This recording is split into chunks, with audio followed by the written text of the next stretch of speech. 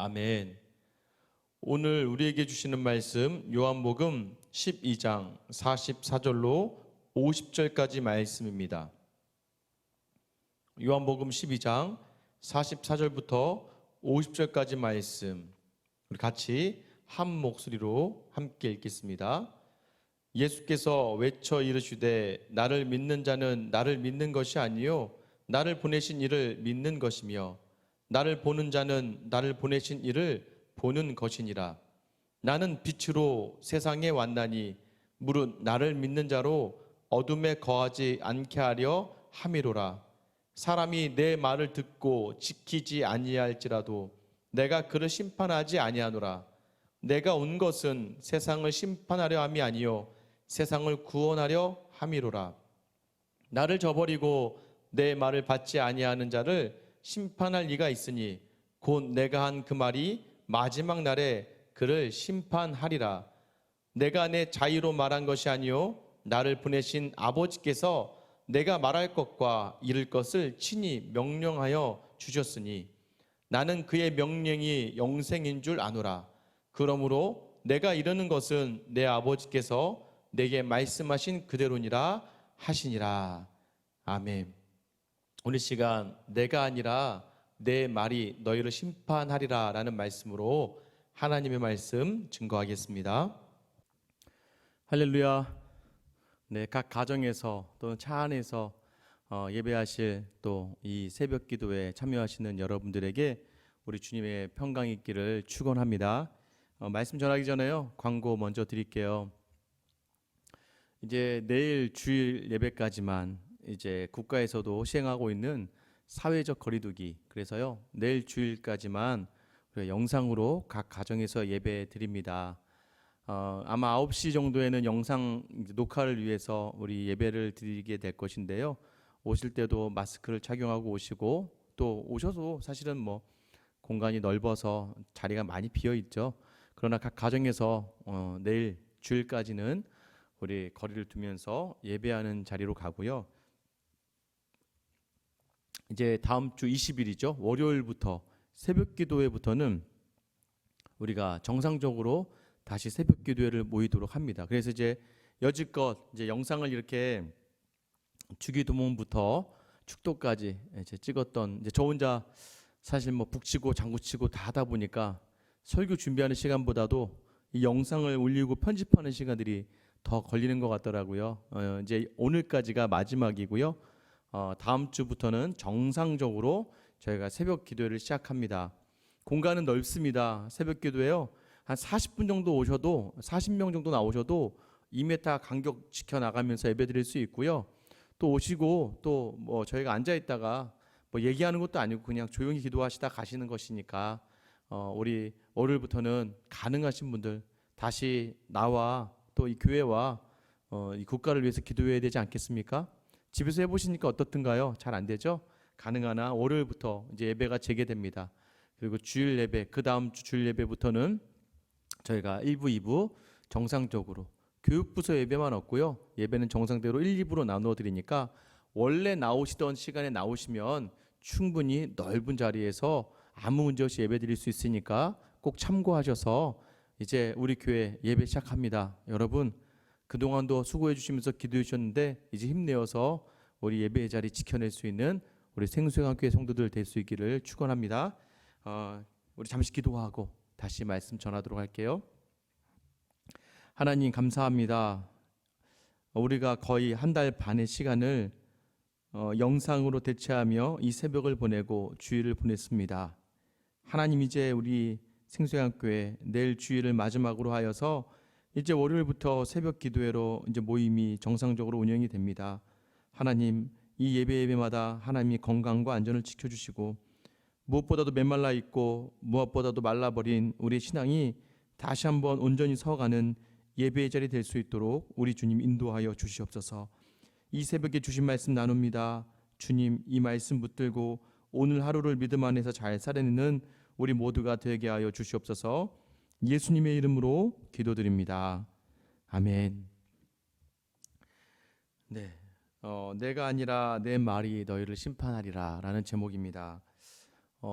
이제 아이들이 아직 방학 중에 있죠. 개학은 했지만 온라인 개학이다 보니까 집에 있습니다. 집에 있다 보면요, 이제 아이들끼리도 붙어 있다 보니까 이래저래 뭐 아이들끼리 부딪히기도 하죠. 그러면 가장 가까운 아이가 따로 놀고 있는 아이가 있을 때, 야, 가서 조용히 하라 그래. 아니면 가서 그렇게 싸우지 말라 그래. 전해. 이렇게 얘기합니다. 그럼 이제 아이들이 가서 전하죠. 전화하는데 계속 싸우면 어떻게 합니까? 그럼 이제 제가 가는 순간 끝나는 거죠. 그런데 보통은 이제 전하는 그 사람이 누구냐에 따라서도 달라집니다.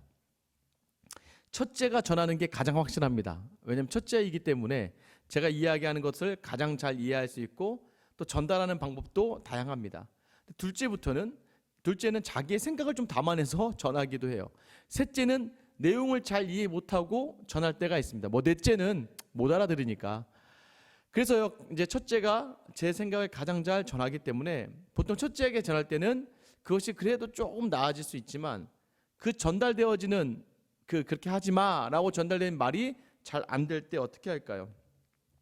이 아이가 하는 방법 중에는 뭐가 있을까요? 네, 소리를 치죠. 야, 하지 말라니까 라고 이야기하는 건 왜 그럴까요?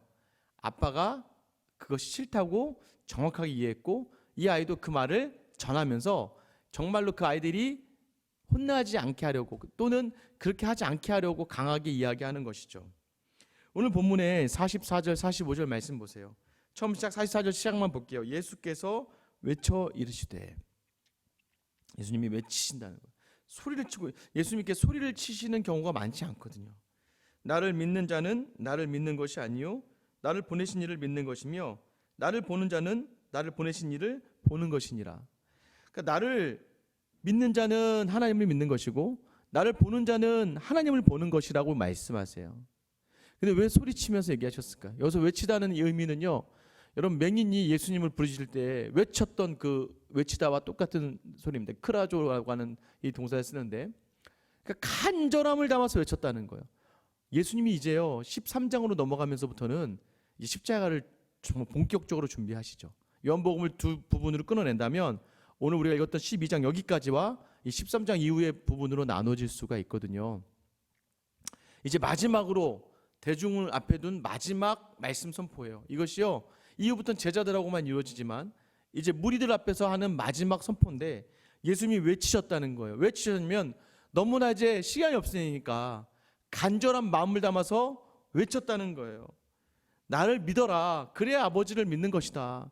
나를 봐라. 그래야 아버지를 보는 것이다 라고 간절하게 이야기하는 거예요. 간절히 자신을 통해서 하나님을 보고 자신을 통해서 하나님을 믿기를 간구하고 있는 거죠. 그들 향해서 간절히 원하고 있는 거예요. 결국 예수님이 하시는 말씀들은 다 하나님이 하신 것 같다. 이 말을 강하게 하시는 거예요. 결국 나를 믿으면 하나님을 믿는 거고 나를 보면 하나님을 보는 것이다. 이제는요 사실 이런 표현이 굉장히 위험합니다. 계속해서 유대인들이 예수님을 향하여 신성 모독이라고 했던 이유가 자신이 하나님의 아들이고 자신이 곧 하나님이다라고 이야기하는 것이 결국 오늘 이르러서는 이것이 아예 대놓고 이야기하는 게 되어버리는 거예요. 결국 무엇입니까? 하나님을 믿을 수 있는 건 나를 믿어야 된다? 그럼 나를 믿는 게 하나님을 믿는 것이다. 이게 의미가 무엇인가요? 나를 보는 게 하나님을 보는 것이다. 이것이 무엇을 의미하는 건가요? 결국 예수님이 곧 말씀으로 이 땅에 육신을 입고 오신 하나님이다라는 것을 강조하는 것이죠. 왜 이렇게까지 직설적으로 이야기하셨어야 됐습니까? 시간이 얼마 남지 않았어요. 예수님 십자가에 달리실 그 시간이 얼마 남지 않았기 때문에 여러분 지금 이게 무슨 내용을 이야기하고 있는 거예요? 요한복음 1장 시작할 때 어떻게 이야기했습니까? 창세 전부터 말씀이 계셨고 말씀이 함께 이 세상을 창조하였고 말씀 육신이 되어 이 가운데 오셨고 말씀으로 통하여 예수님이 그 영광을 보았다라고 이야기하잖아요. 결국은 하나님 이 땅에 보내 참 빛으로 오셔서 이 땅을 비추시고 하나님의 영광을 드러내는 그 일을 감당하신 예수 그리스도를 이제는 나를 봐야 하나님을 보는 것이다. 이제 나를 보고 믿어야 하나님 보고 믿는 것이다 라고 이야기하시는 것이에요. 왜 그렇습니까? 예수님이 빛으로 오셨기 때문이에요. 빛으로 오셨다는 표현이 무엇입니까? 46절 한번 말씀 읽어볼까요? 나는 빛으로 세상에 왔나니 무릇 나를 믿는 자로 어둠에 거하지 않게 하려 함이로라. 예수님은 결국 빛으로 오셨다는 거예요. 왜 빛이에요? 이 빛이 있어야죠. 이 빛이 있어야 어디를 바라봐야 될지 알 수 있어요. 이 빛이 있어야 하나님을 볼 수가 있어요. 어두움 가운데에서는, 이 어두움은 혼돈, 창세전의 혼돈을 이야기하는 건데, 이 어두움, 흑암을 이야기하는 건데, 이 흑암 중에는 예수님을 볼 수가 없어요. 하나님을 볼 수가 없어요. 그러나 이 빛이 임한 다음에야 그들이 보고 믿을 수 있는 것이죠. 이 빛으로 누가 오셨다고요? 예수님이 오셨다는 것을 말씀하는 거예요. 그래야 우리가 하나님을 향한 시선을 어디에 둘 수 있지 알게 되는 거잖아요. 그래야 하나님의 영광이 비추는 것을 온전히 알 수 있는 거잖아요. 빛이 있는 곳에는 어두움이 있지 않아요. 왜요? 빛과 어두움은 공존하지 않습니다. 사실 우리 인간에게만 있는 특징이죠. 어두움과 빛이 공존하는 것처럼 느껴지지만, 그러나 예수님 오늘 단호하게 이야기하십니다. 빛 안에 있으면 어둠에 있을 수 없어요. 46절에 뭐였어요? 빛으로 세상에 왔기 때문에 왜 이 빛을 통해서 나를 믿는 자는 결코 어두움에 있지 않는다는 것이죠. 이미 이 말씀은요 12장 36절에 하셨습니다. 어떻게 하셨습니까? 너희에게 아직 빛이 있을 동안에 빛을 믿으라. 그리하면 빛의 아들이 되리라. 이미 빛의 아들인데 어떻게 어두움이 이 안에 있을 수 있습니까? 그래서 여러분, 예수 믿는 사람은요 어두움이 있을 수가 없다는 거예요. 왜요? 그 빛 대신 예수 그리스도가 이미 있는 사람은요 그 마음과 생각 가운데 어둠이 있지 않고 항상 평안이 있다는 것을 이야기하는 거예요. 뭐 어떤 분들이 그런 얘기 많이 하세요. 저를 보면서 너는 김 목사님은 참 잘 웃어서 좋다라고 이야기하시는 분 있어요. 잘 웃는데요, 제가. 전 잘 모르겠습니다. 근데 제가 잘 웃는데요. 비웃는 건 아니에요. 잘 웃는다고 이야기하세요. 근데 제가 생각해도 잘 웃으려고 하고 웃는 자리가 좋고, 또 힘들고 어려운 일들도 가능한 한 그것을 즐겁고 기쁘고 보람되고 유익되게 해결을 하고 해석을 하려고 하는 경향이 있는 것 같아요. 아마 제가 아니라 제 안에 있는 저에게 그런 힘을 주시는 그 예수 그리스도의 말씀과 그 빛이 제게 있기 때문인 게 가장 큰 이유일 수 있어요.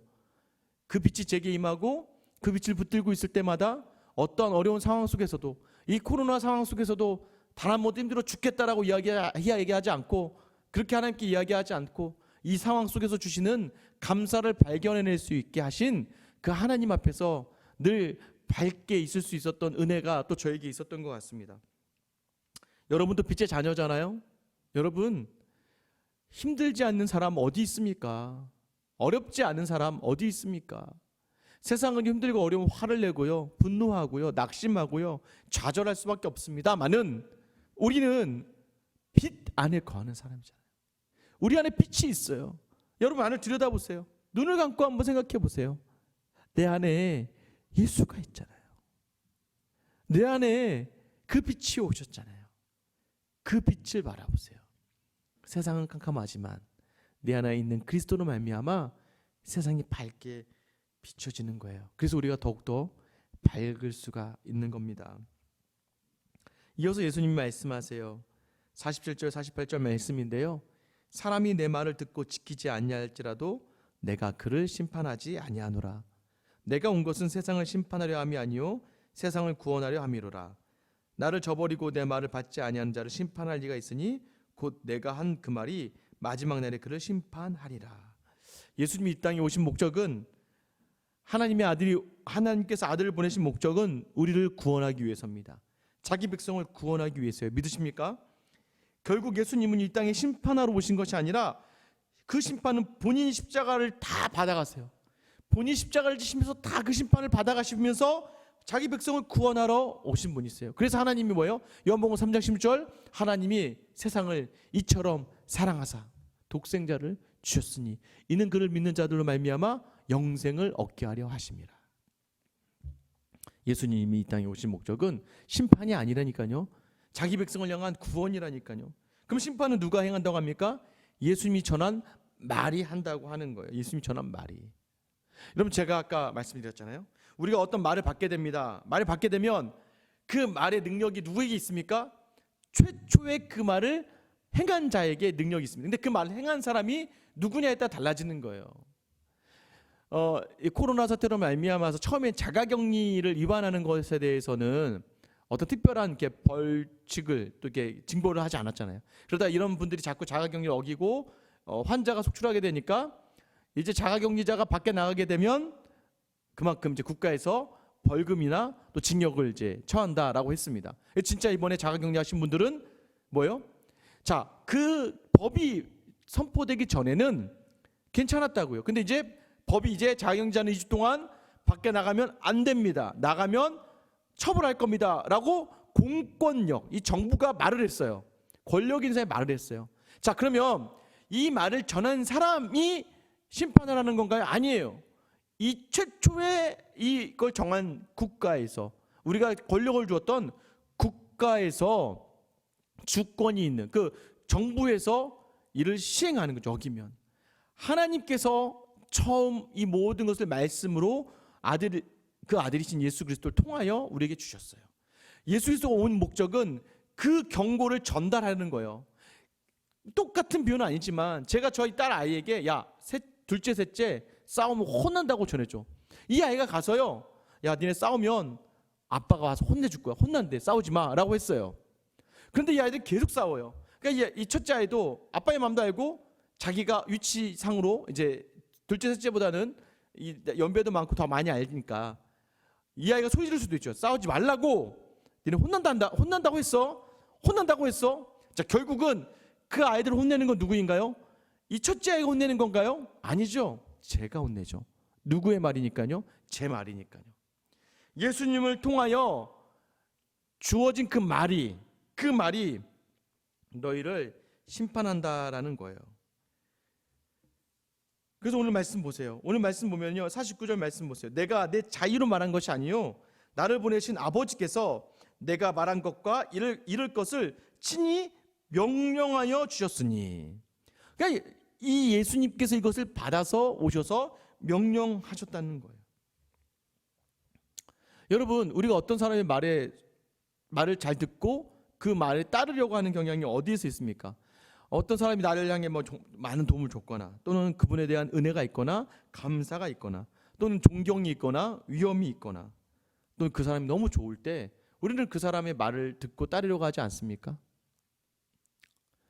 우리 하나님에 대해서 우리가 어떤 마음이 있으십니까?